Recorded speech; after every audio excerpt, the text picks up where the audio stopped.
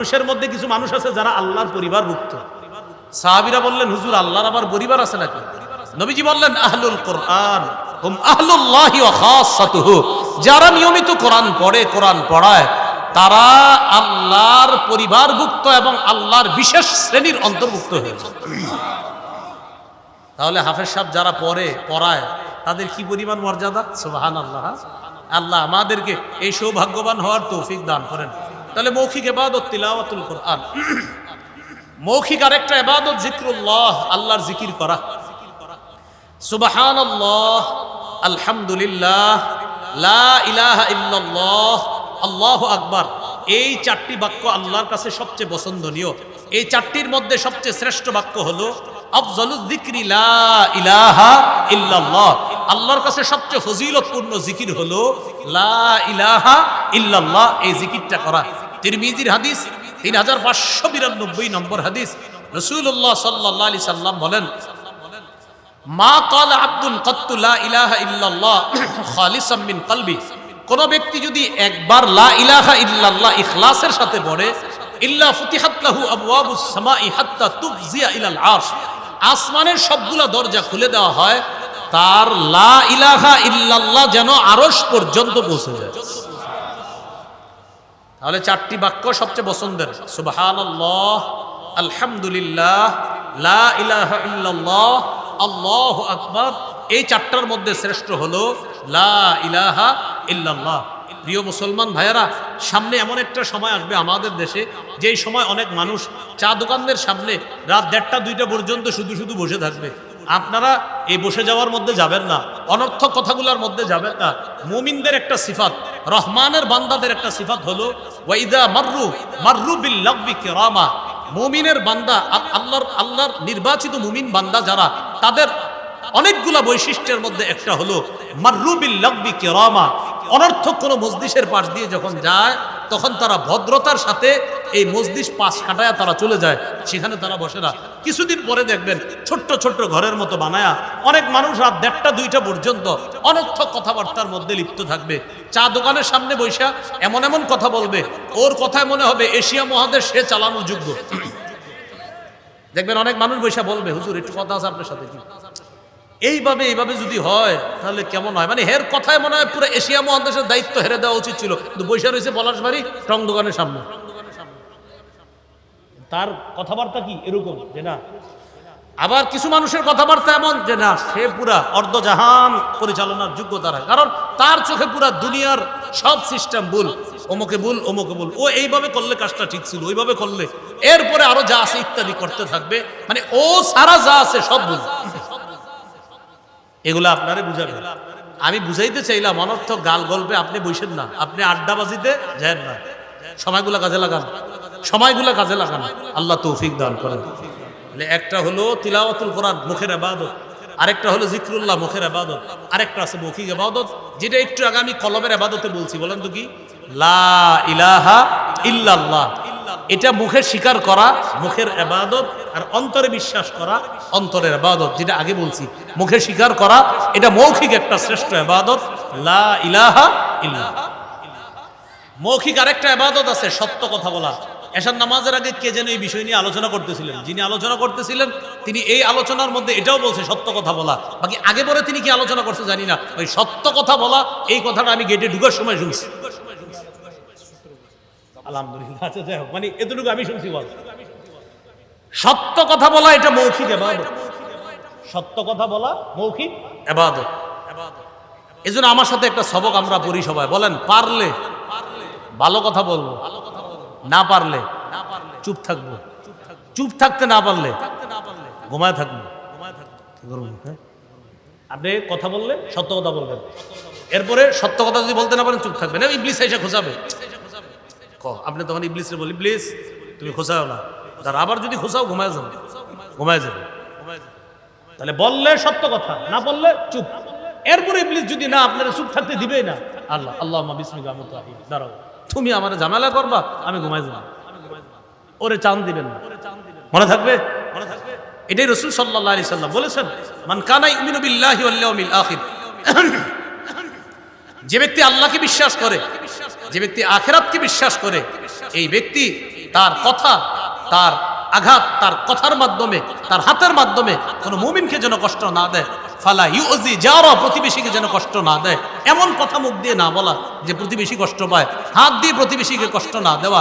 এরপর রাসূল সাল্লাল্লাহু আলাইহি সাল্লাম বলেছেন ফালইয়াকুল খায়রা, সে যেন বললে ভালো কথা বলে, আউ লিয়াসমুদ, অথবা সে যেন চুপ থাকে।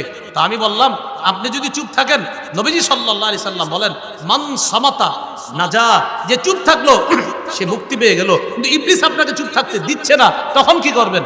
আল্লাহুম্মা বিসমিকা আমুতু। মনে থাকবে নি টেকনিকটা? তাহলে বলেন, পারলে ভালো কথা, না পারলে চুপ। যদি ইবলিস চুপ থাকতে না দেয়, আল্লাহ আমাদেরকে কথাগুলো মনে রাখার তৌফিক দান করেন।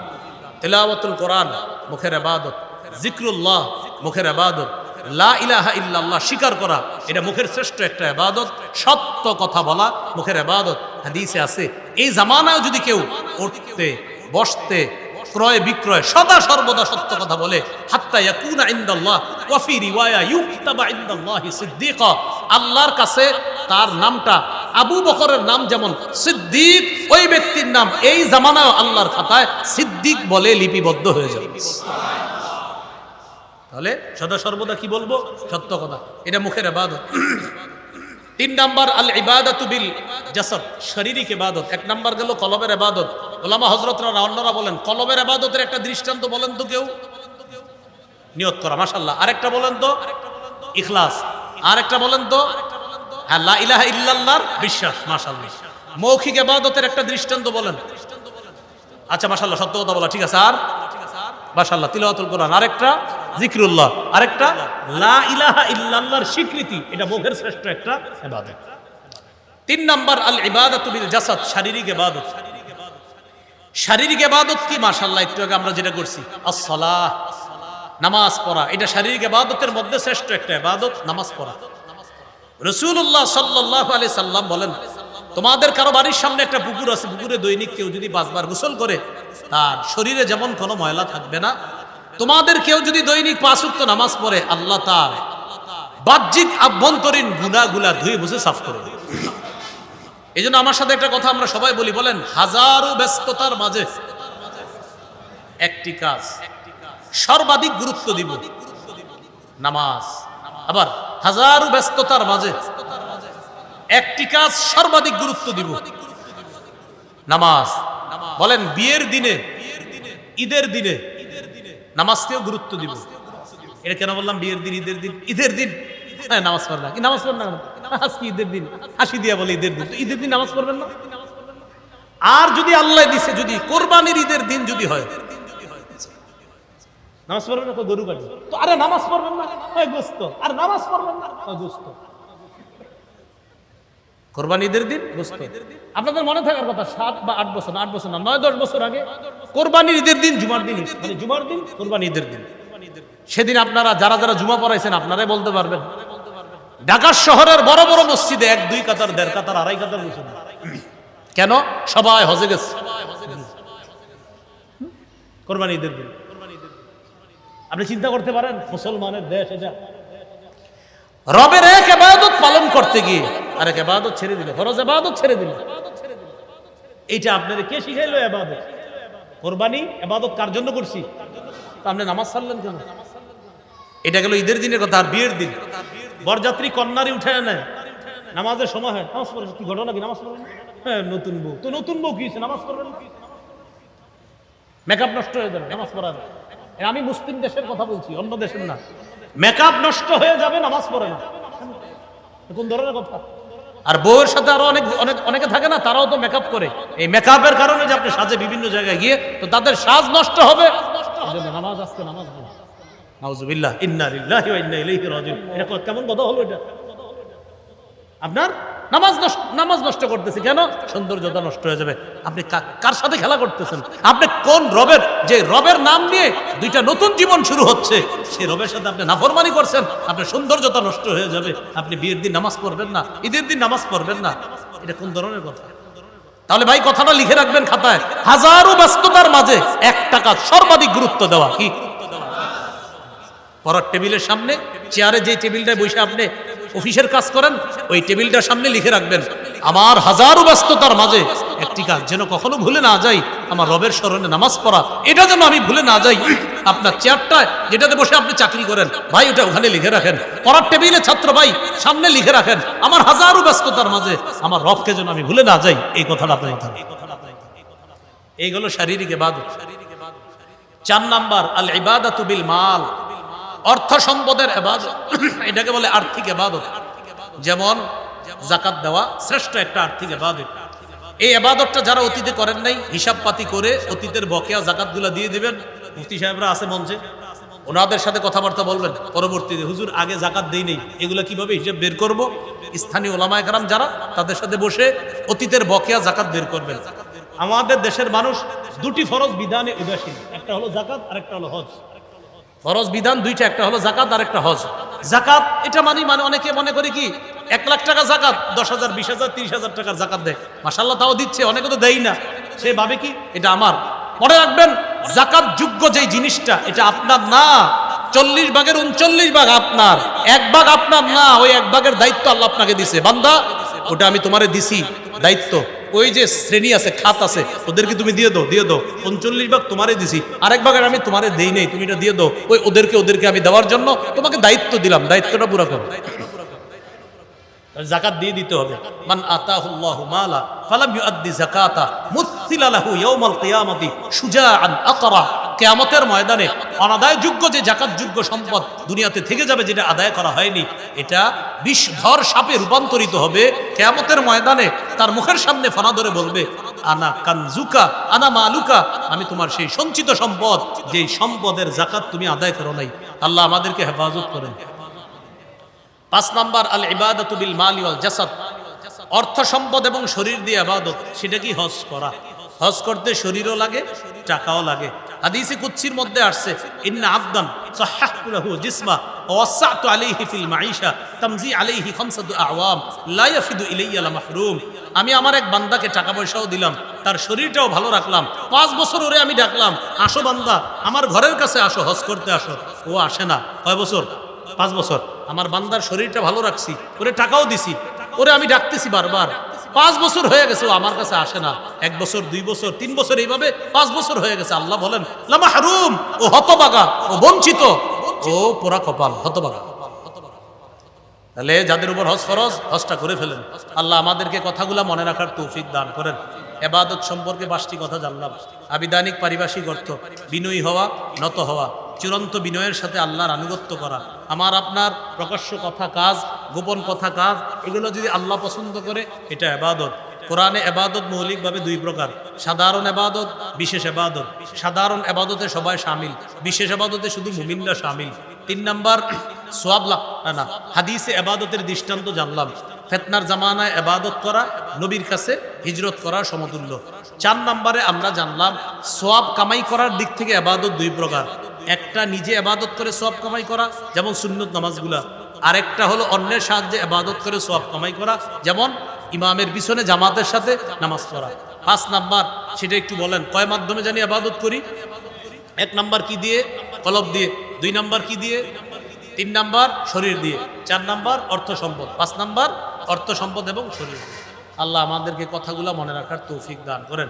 কথা বলতে বলতে মাঝখানে কিছু গুরুত্বপূর্ণ কথাও বলেছি, এই কথাগুলো কিন্তু মনে রাখেন। মনে আছে ওই 4টা কথা বলছিলাম, সাক্ষ্য, সুপারিশ, প্রতিনিধি। সাক্ষ্য, সুপারিশ, প্রতিনিধি, আমানত।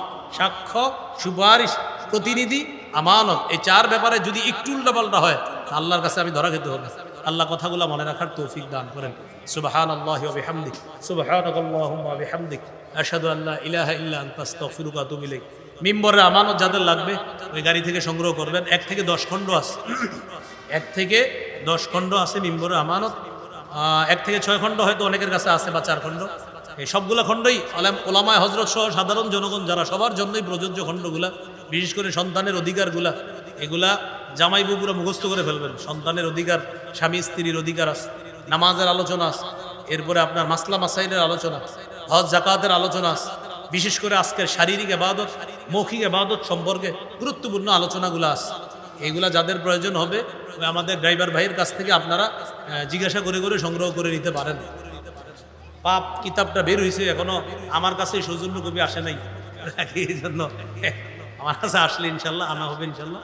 ওই আপনার আসার আগে ওইদিকে ইয়ে হয়ে গেছে, ঠিক আছে ইনশাল্লাহ আসলে এসে যাবে ইনশাল্লাহ। আরেকটা কিতাব হুজুর বললেন পাপ, একটা লিখিত সংকলন করা কিতাব পাপ, ওই কিতাবটা ইনশাল্লাহ খুব শীঘ্রই আপনাদের সামনেও আসবে আশা করি।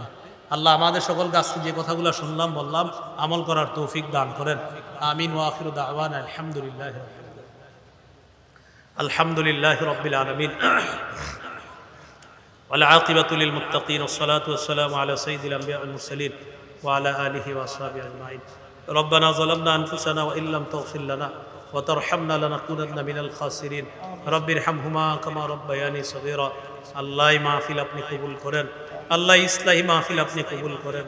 আল্লাহ আল্লাহ আল্লাহ শারীরিক ইবাদত, আর্থিক ইবাদত, মৌখিক ইবাদত, আত্মিক ইবাদত, শারীরিক এবং আর্থিক ইবাদত, প্রতিটি ইবাদতের ক্ষেত্রে ভুল ভ্রান্তিগুলো থেকে মুক্ত হয়ে যেন বিশুদ্ধভাবে প্রতিটি ইবাদত করতে পারি তৌফিক দান করেন। আল্লাহ আমাদেরকে মাফ করে দেন। আল্লাহ গুরুত্বপূর্ণ তিনটি কথা প্রথমে শিখেছিলাম। আমাদের সৃষ্টি উদ্দেশ্য হলো ইবাদত করা। আল্লাহ মৃত্যু পর্যন্ত ইবাদত এবং মৃত্যু হয়ে যাবে একথা চূড়ান্ত সত্য কথা। মাওলা আল্লাহ আপনার গোলামি করতে করতে যেন দুনিয়া থেকে বিদায় নিতে পারি তৌফিক দান করেন। আল্লাহ আপনার গোলামি করতে করতে দুনিয়া থেকে বিদায় নেওয়ার তৌফিক দান করেন। আল্লাহ আপনার গোলামি করতে করতে যেন বিদায় নিতে পারি তৌফিক দান করেন। আল্লাহ আমাদের দোয়া আপনি কবুল করেন। আল্লাহ আমাদের দোয়া আপনি কবুল করেন। মতবাদের বিরুদ্ধে ইসলামী মূল্যবোধে বিশ্বাসী যারা আছি আমরা, আল্লাহ আমরা এদেশে স্বপ্ন দেখি ইসলামী হুকুমত কায়েম হবে মাওলা। আল্লাহ যারা ইসলাম কায়েমের চেষ্টা করতেছে মাওলা সকলের হায়াতে বরকত দান করেন। আল্লাহ তাদেরকে জানমালের অ্যাক্সিডেন্ট থেকে হেফাজত করেন, তাদের হিম্মত সাহস আরো বাড়ায় দেন। আল্লাহ আমরা মুসলমান যারা আছি, যারা চেষ্টা করতেছে তাদের সহযোগী হওয়ার তৌফিক দান করেন। আল্লাহ আমাদেরকে আপনি মাফ করে দেন। আল্লাহ কত গর্বের সাথে বলি আমরা মুসলমান।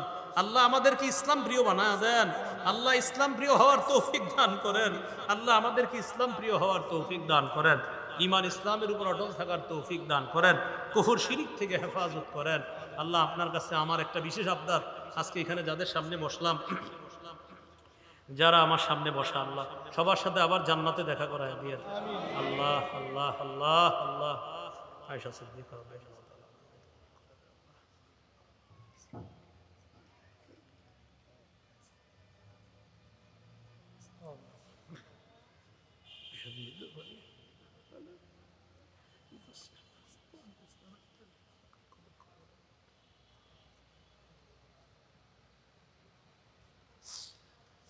আল্লাহ জানমালের অ্যাক্সিডেন্ট থেকে আমাদেরকে হেফাজত করেন।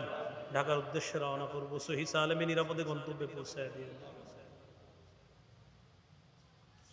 সুবহান রাব্বিকা রাব্বিল ইজ্জাতি আম্মা ইয়াসিফুন ওয়া সালামুন আলাল মুরসালিন ওয়ালহামদুলিল্লাহি রাব্বিল